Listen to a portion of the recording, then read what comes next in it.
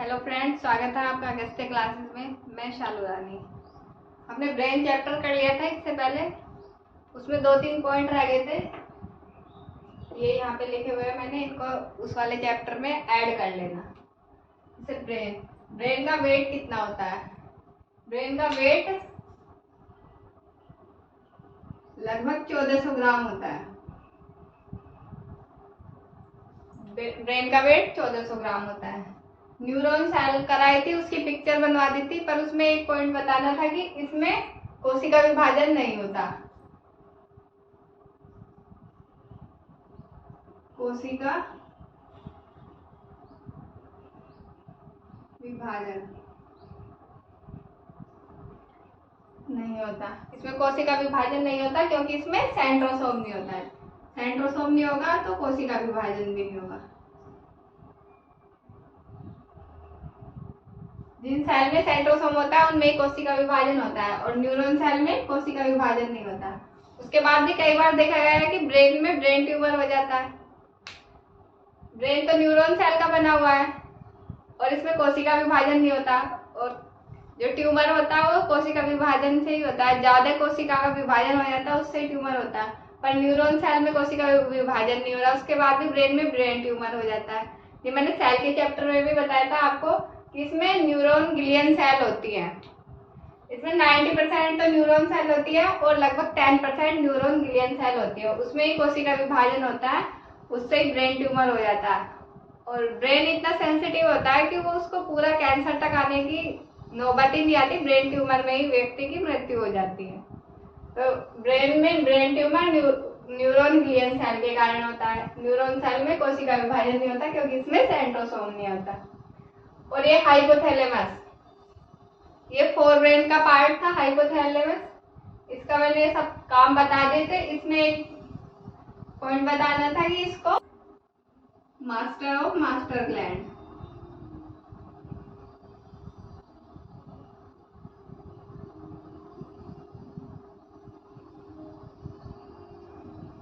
इसको master of master gland बोलते हैं क्योंकि ये प्यूस ग्रंथि से स्रावित होने वाले हार्मोन्स को कंट्रोल करती है। प्यूस ग्लैंड जो होती है वो मास्टर ग्लैंड होती है, और क्योंकि उसको भी ये कंट्रोल कर रही है तो इसको मास्टर ऑफ मास्टर ग्लैंड बोलते हैं। ये 2-3 पॉइंट थे जो ब्रेन में रह गए थे, इसको उसमें ऐड कर लेना। अब हम आज के टॉपिक देखते हैं, जनन तंत्र, रिप्रोडक्टिव सिस्टम। मतलब जब कई पार्ट मिलके एक साथ जनन का काम करते हैं तो उसको रिप्रोडक्टिव सिस्टम बोलते हैं, जनन तंत्र। ये जनन 2 प्रकार के होते हैं, अलैंगिक और लैंगिक। अलैंगिक में नर और मादा दोनों की आवश्यकता नहीं होती, और लैंगिक में होती है। पहले इसको देख लेते हैं। अलैंगिक में इसमें नर व मादा की आवश्यकता नहीं होती।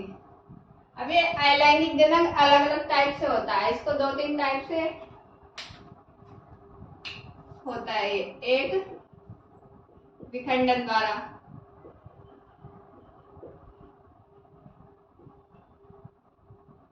सेल डिवीजन पढ़ाया था उसमें बताया था विखंडन। एक सेल से 2 कोशिका बन जाती है, एक सेल से 2 सेल बन जाती है। इसमें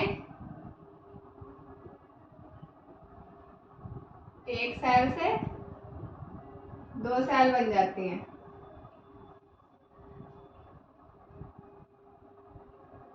जैसे ये कोशिका थी, एक बताया था उसमें सेल डिवीजन में। इसमें ये केंद्रक होता है, पहले केंद्रक डिवाइड होता है 2 पार्ट में, और फिर यहाँ से डिवाइड होके 2 सेल बन जाती है इसकी।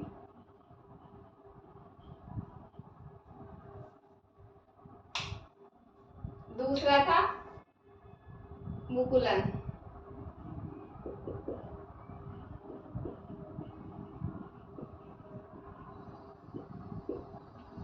मुकुलन में जैसे कोई जीव है, उसका एक पार्ट ज्यादा बढ़ने लगता है और वो फिर अलग होके फिर दूसरा जीव बना लेता है। इसमें जीव का एक भाग बढ़कर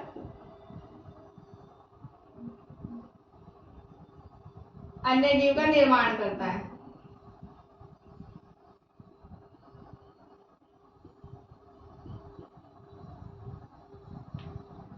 जैसे हाइड्रा होता है, इसका एग्जाम्पल है हाइड्रा। हाइड्रा एक पौधा होता है, जैसे ये हाइड्रा का पौधा है, इसमें ये एक छोटा सा अलग से पार्ट निकला हुआ है, यही आगे बढ़ के बड़ा होता जाएगा, पहले ये बड़ा हो जाएगा ऐसे, फिर ये इससे अलग टूट के गिर जाएगा और दूसरे पौधे का निर्माण करेगा अलग। ये पहले वाला पौधा, और ये इससे टूट के अलग गिरेगा तो ये एक और पौधे का ऐसे निर्माण कर लेगा।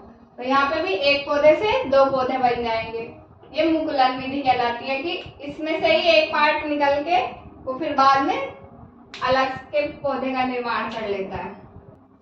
थर्ड है इसमें कायिक जनन।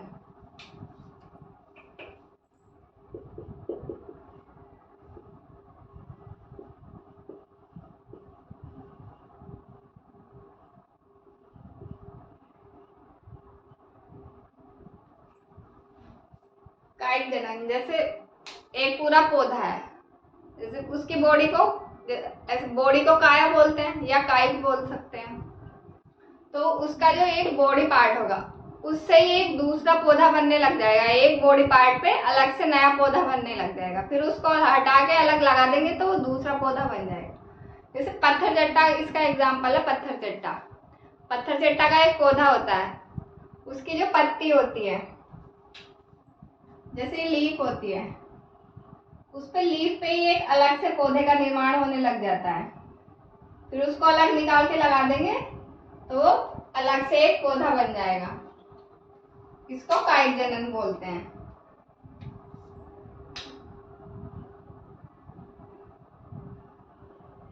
इसका एग्जाम्पल है पत्थर चट्टा।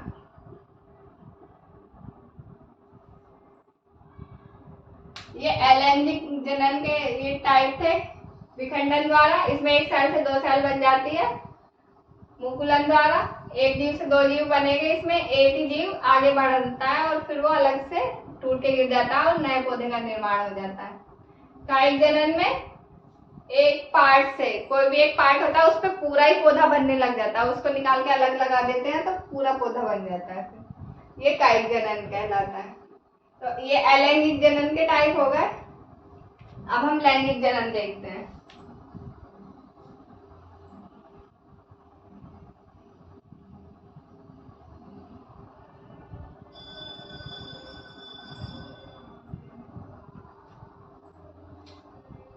लैंगिक जनन, इसमें नर और मादा की आवश्यकता होती है। नर व मादा आवश्यक। बिना नर और मादा के लैंगिक जनन नहीं होएगा। तो ये किस किस में होता है? ये पौधों में होता है,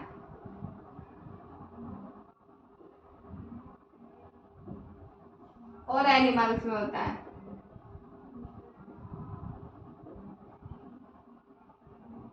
जंतु,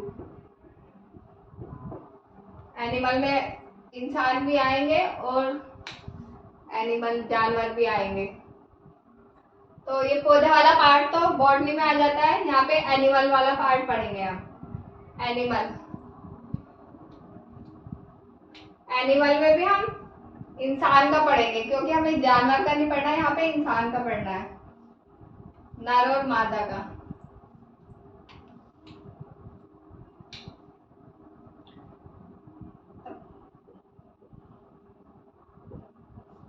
पहले हम नर का देखेंगे। नर जनन,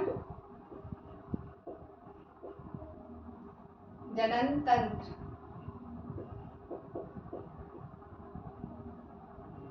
नर,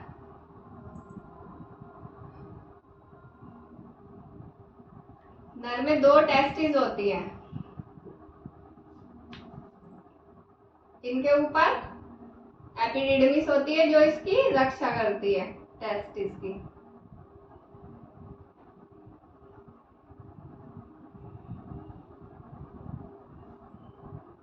यहाँ दो शुक्र वाहिनियां से एक साथ जुड़ी होती है और ये पेनिस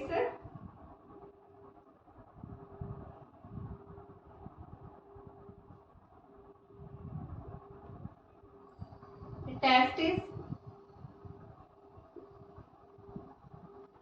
ये एपिडिडमिस,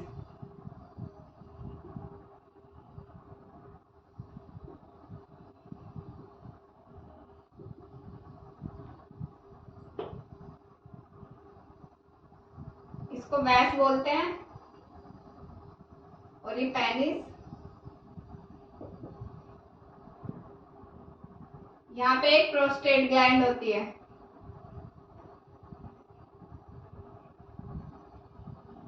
प्रोस्टेट ग्लैंड। अब हम इसके काम देखते हैं कि ये कैसे कार्य करता है। सबसे पहले टेस्टिस को देखते हैं। नर में 2 टेस्टिस होती हैं।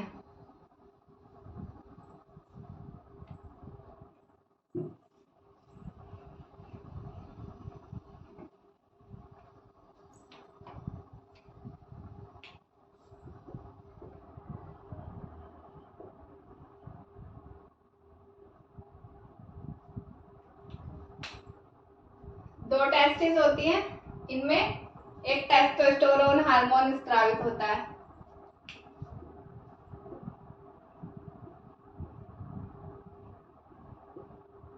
सबसे पहले ये लिखेंगे यहाँ पे कि ये जो नर का मुख्य जनन अंग है टेस्टिस। कई बार सोचते हैं कि पेनिस मुख्य जनन अंग है, ये तो सिर्फ शुक्राणु को बाहर नर में मादा में पहुंचाने का काम करता है, बनते शुक्राणु यहाँ पे है। तो टेस्टिस इसका मुख्य जनन अंग है, नर का मुख्य जनन अंग। इसमें टेस्टोस्टेरोन हार्मोन बनता है, टेस्टोस्टेरोन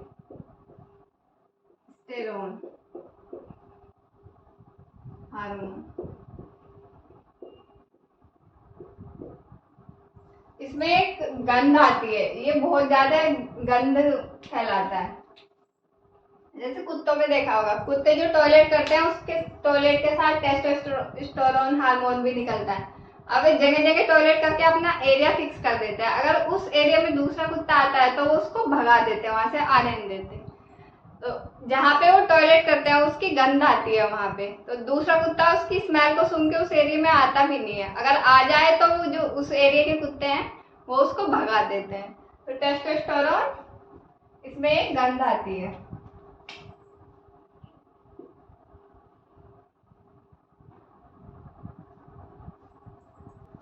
नर में जब टेस्टोस्टेरोन हार्मोन निकलने लग जाता है तो उसमें दाढ़ी मूंछ आने लगती है, उसकी पूरी बॉडी पे बाल आने लगते हैं। इसका मतलब वहां उसको प्यूबर्टी आ जाती है, प्यूबर्टी एज आ जाती है।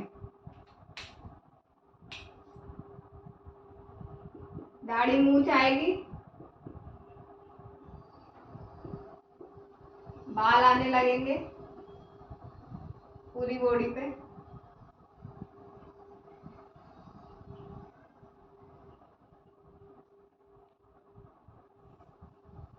इसका मतलब उसकी प्यूबर्टी एज आ जाती है।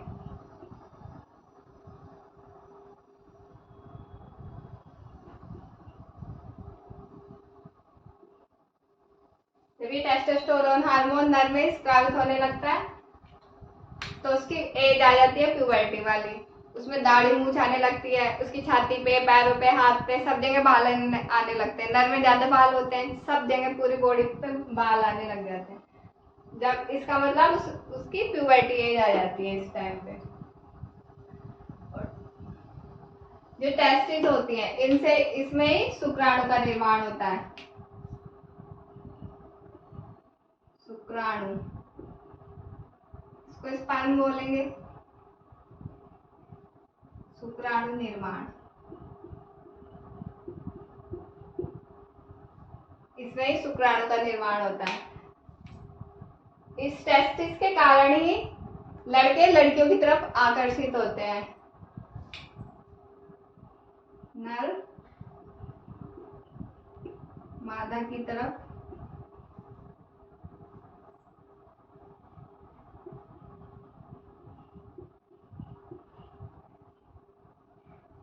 इसी के कारण होता है। अगर किसी की टेस्टिस काट के निकाल दी जाए तो फिर नर जो होता है उस पर कोई फर्क नहीं पड़ता, उसके सामने कोई भी आ जाए उसको किसी मादा की तरफ आकर्षण नहीं होगा मेल को।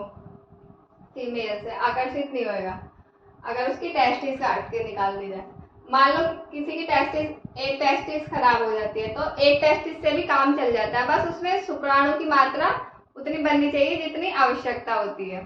तो शुक्राणु की मात्रा कम से कम 7 ml होनी चाहिए। 7 ml होनी चाहिए शुक्राणु की मात्रा, तभी एक बच्चे को जन्म दिया जा सकता है। अगर इससे कम है तो बच्चे को जन्म नहीं दिया जा सकता। तो टेस्टिस एक खराब हो जाए तो एक से भी काम चल सकता है। जैसे किडनी एक खराब हो जाती है एक से काम चल जाता है, ऐसे ही टेस्टिस के साथ भी है, एक खराब हो जाए तो एक से काम चल जाएगा, बस शुक्राणु की मात्रा 7 ml से कम नहीं होनी चाहिए। और शुक्राणु का जो लाइफ होती है वो 20 मिनट होती है, मतलब 20 मिनट तक शुक्राणु जीवित रहते हैं, उसके बाद वो मर जाते हैं। तो ये टेस्टिस में ये आ गया। उसके बाद टेस्टिस के ऊपर ये एपिडिडमिस होती है।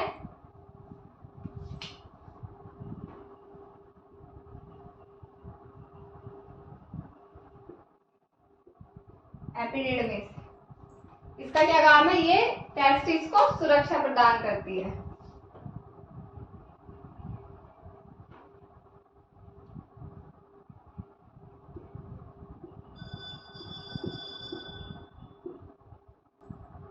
ये एपिडिडमिस टेस्टिस को सुरक्षा प्रदान करती है। इसमें ये शुक्राणु की शेप कैसी होती है, इसमें ये ऐसे टैल होती है और आगे से ऐसे मोटा सा होता है। जो ये टैल होती है इसको आगे की तरफ चलाने का काम करती है, आगे की तरफ। ये पूंछ होती है इसकी। एपिडिडमिस टेस्टिस को सुरक्षा प्रदान करती है। इसके बाद ये आती है यहाँ पे शुक्रवाहिनियां, ये दोनों शुक्रवाहिनियां, इसमें वेस डिफरेंस एक नस होती है जो शुक्राणु को आगे तक पहुंचाने का काम करती है, उसको गति प्रदान करती है। तो शुक्र वाहिनी, इसमें वेस डिफरेंस नस होती है।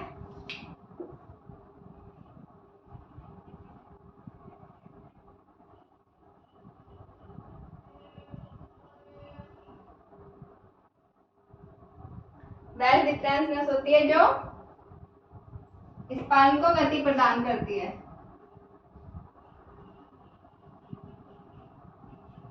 स्पर्म को गति, उसको पेनिस तक पहुंचाने का काम करती है वेस डिफरेंस। अब ये यहाँ से यहाँ तक आएगा, यहाँ पे ये प्रोस्टेट ग्लैंड होती है। ये प्रोस्टेट ग्लैंड, जैसे ये पेनिस है, पेनिस से स्पर्म भी बाहर आता है और टॉयलेट भी बाहर आता है। ये किडनी होती है, यहाँ पे मूत्राशय होगा, यहाँ से टॉयलेट इसमें यहाँ पे पेनिस में जाएगा, पेनिस से टॉयलेट भी बाहर निकलेगा और स्पर्म भी बाहर निकलेगा। तो ये जो प्रोस्टेट ग्लैंड होती है ये इसको रास्ता प्रदान करती है। जैसे हमारे यहाँ पाचन तंत्र में पढ़ाया था, यहाँ पे एपिग्लोटिस होता है, वो खाने को और सांस को रास्ता प्रदान करता है। जब सांस लेते हैं तो खाने वाली नली को बंद कर देता है और जब खाना खाते हैं तो सांस वाली नली को बंद कर देता है।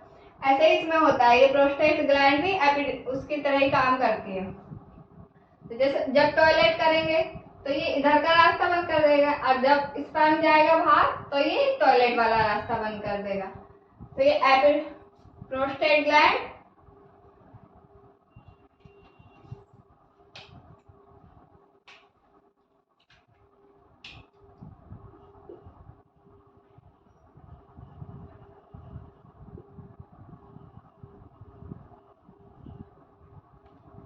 स्पर्म और टॉयलेट को रास्ता प्रदान करती है, मार्ग दिखाती है।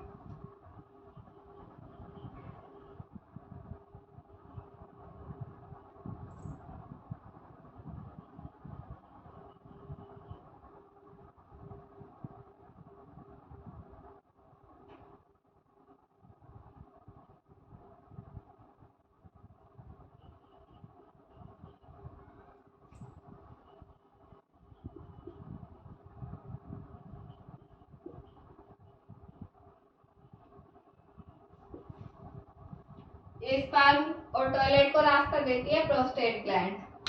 अभी पेनिस जो है, इसका काम है टॉयलेट को बाहर निकालना और स्पर्म को मादा के अंदर पहुंचाना। पेनिस।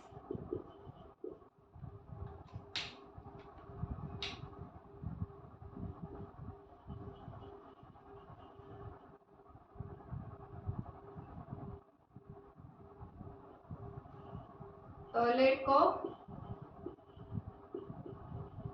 बाहर निकालना, टॉयलेट को बाहर निकालता है और स्पर्म को मादा में पहुंचाता है। स्पर्म को मादा में। जो पेनिस है, इसका काम है टॉयलेट को बाहर निकालना और स्पर्म को मादा के अंदर पहुंचाना। इसमें यही है, इसमें 2 टेस्टिस होती हैं। इसके ऊपर एपिडिडिमिस होती है जो इसकी टेस्टिस की रक्षा करती है। ये शुक्रवाहिनी होती है, इसमें वैस डिफरेंस एक नस होती है जो स्पर्म को गति प्रदान करती है। प्रोस्टेट ग्लैंड टॉयलेट और स्पर्म को मार्ग दिखा देती है और पेनिस का काम है टॉयलेट को बाहर निकालना और स्पर्म को मादा के अंदर पहुंचाना। इसमें कुछ और पॉइंट है, इनको और देख लेते हैं एक बार। हाइड्रोसिल। हाइड्रोसिल एक बीमारी होती है जो टेस्टिस में होती है।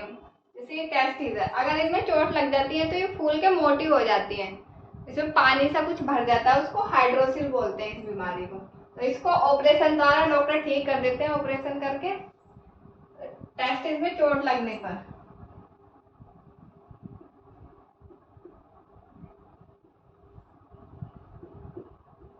अगर टेस्टिस में चोट लग जाती है या कुछ, इसमें कई बार बचपन से भी बच्चों में हो जाती है ये बीमारी, तो ये हाइड्रोसिल बीमारी कहलाती है। अब वैस्कोटोमी। वैस्कोटोमी क्या होता है? जैसे यहाँ पे ये वैस नसें होती हैं, यहाँ पे इसमें शुक्रवाहिनी में वैस नसें होती हैं। अगर इनको काट दिया जाए, ऑपरेशन करके काट दिया जाता है, जैसे किसी को बच्चा नहीं करना तो वो ऑपरेशन करवा लेते हैं और उनको डॉक्टर काट के अलग कर देता है। टेस्टिस तो ऐसी रहती है, बस इनको यहाँ से काट देता है, इनको यहाँ से काट देगा इनको, तो इसको वैस्कोटोमी बोलते हैं। नर में वैस का ऑपरेशन।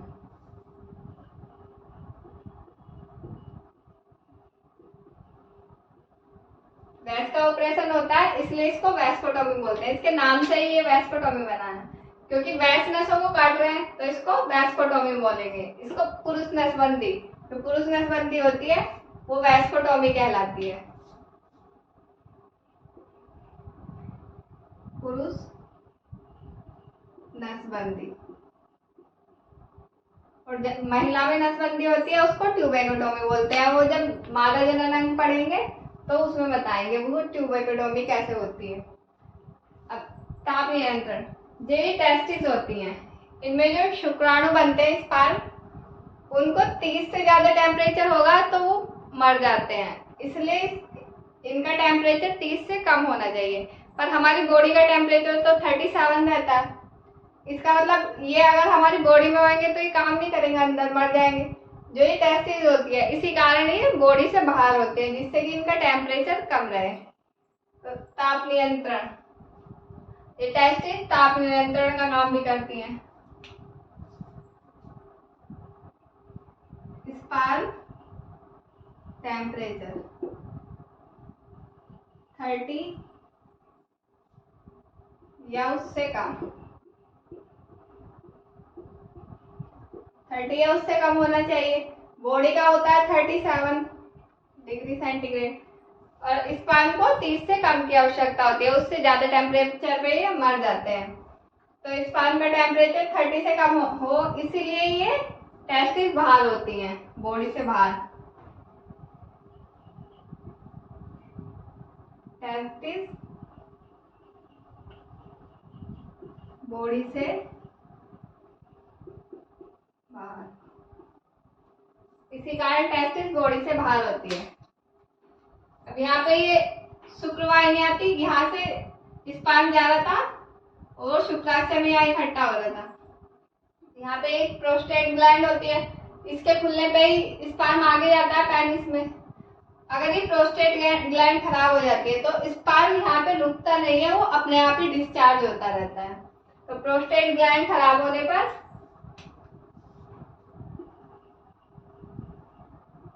स्पर्म स्वतः निकलता रहता है।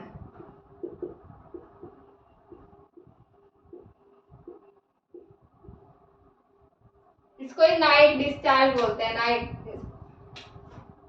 स्पर्म।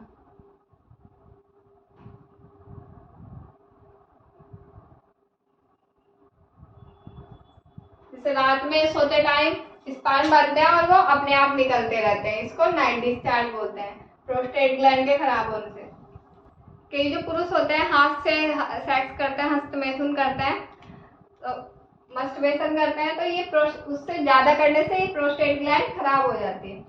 और जब ये ज्यादा खराब होने लगती है तो इसमें कैंसर होने का खतरा हो जाता है, तो उसको प्रोस्टेट कैंसर बोलते हैं। हस्तमैथुन, जब हस्तमैथुन अधिक करते हैं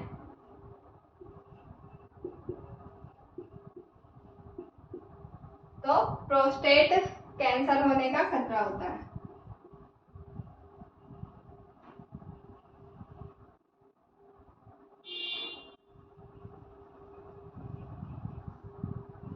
क्योंकि प्रोस्टेट ग्लैंड खराब हो जाती है और यहाँ पे स्पर्म भी नहीं रुकता, वो अपने आप निकलता रहता है, तो इससे प्रोस्टेट कैंसर होने का खतरा बढ़ जाता है। अब प्यूबर्टी, प्यूबर्टी कब आती है? बॉयज में अलग और गर्ल्स में अलग इसका टाइम होता है। जो बॉयज होते हैं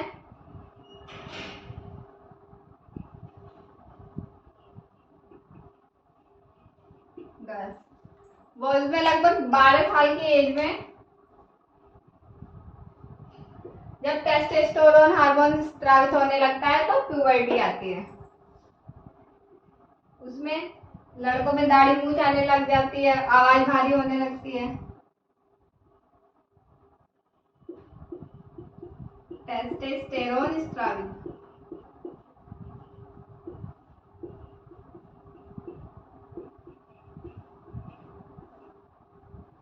और गर्ल्स में लगभग 13-14 साल की उम्र में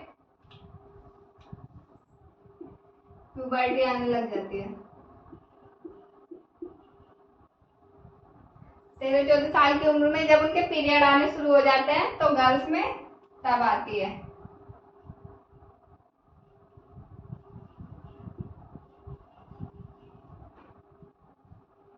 पीरियड आने शुरू हो जाते हैं गर्ल्स में तो उनकी प्यूबर्टी एज आ जाती है। तो इसमें ये कुछ और पॉइंट थे, इसमें इतना ही है नर जनन तंत्र में। अब मादा का रह गया, उसको हम नेक्स्ट क्लास में पढ़ेंगे। आज की क्लास कैसी लगी? अच्छी लगी हो तो शेयर करें, लाइक करें, कमेंट करें। Thank you.